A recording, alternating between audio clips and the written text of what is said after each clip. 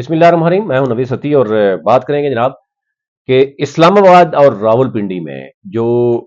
Form 45 اور form 47 والی جو لڑائی تھی، اور اس کے بعد آپ نے دیکھا ہوگا کہ ٹریبونلز میں چلے گئے۔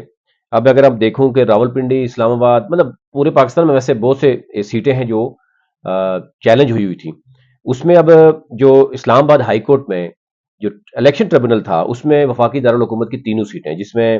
ایم این اے تھے ڈاکٹر فضل چودھری، پھر راجہ خرم، انجم عقیل، ان تینوں کے جو اب ان کو نوٹس جاری ہو گئے ہیں جناب، اور اس میں کہا گیا ہے کہ آپ اپنے فارم 45 20 مئی تک عدالت میں جمع کرائیں۔ ساتھ ہی الیکشن کمیشن کو بھی کہا گیا ہے، اور اب الیکشن کمیشن بھی اگر 20 مئی تک، اور یہ تینوں جو ایم این ایز ہیں اور یہ بھی کرتے ہیں، کیونکہ آپ نے دیکھا ہوگا کہ اس میں شعیب شہین، عامر مغل اور جو علی بخاری ہیں، ان تینوں سیٹوں کو، یعنی نون لیگ کے جو ان کو چیلنج کیا گیا تھا کہ فارم 45 کے تحت یہ نون لیگ ہاری ہوئی ہے، فارم 47 کے تحت ان کو جتایا گیا ہے۔ اب عدالت نے اب اصل فارم 45 اور 46، 45 بھی اور 46 بھی طلب کیے ہیں 20 مئی کو۔ اب یہ ایک بڑی یہاں پر بحث چل پڑی ہے کہ فارم 45 اور 46 کے مطابق جو ہے وہ تحریک انصاف کلیم کر رہی ہے کہ ہم جیتے ہوئے ہیں، اور نون لیگ کے کسی ایک ایم این اے بھی نے بھی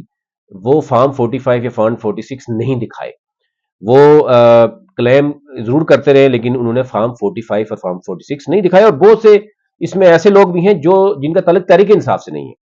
مصطفیٰ نواز کھوکھر کی بات کروں، کچھ ٹی ایل پی کے رہنما ہیں، کچھ جماعت اسلامی کے رہنما ہیں، وہ بھی یہ سمجھتے ہیں کہ تینوں سیٹیں جو ہیں وہ تحریک انصاف نے جیتی ہیں، آلدو کہ ان کا تعلق جو ہے وہ کسی اور پارٹی سے ہے۔ تو وہ بھی اگر یہ کلیم کر رہے ہیں کہ تحریک انصاف جیتی ہے، جبکہ جتوایا گیا ہے نون لیگ کو۔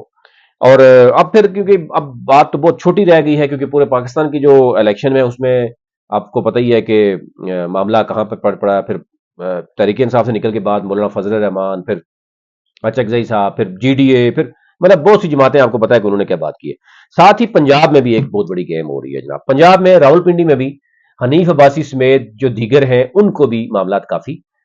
گمبھیر نظر آ رہے ہیں۔ اب جو لاہور ہائی کورٹ نے کیا، لاہور ہائی کورٹ کے جو چیف جسٹس ہیں ملک شہزاد، انہوں نے الیکشن ٹریبونل جو صرف 2 ججز پر مشتمل تھا، اب اس میں جو ہے وہ تعداد بڑھا کر 9 کر دی گئی ہے، اور اس میں کہا گیا ہے کہ جن کیسز کو جلد سے جلد نپٹایا جائے۔ آلدو کہ آپ کو پتہ ہے یہ ساری ڈیلے ٹیکٹکس ہوتی ہیں پاکستان میں، انصاف نام کی تو چیز نہیں ہے۔ دیکھیں الیکشن ہو گیا، عوام کا پیسہ خرچ ہوتا ہے ٹیکس کا،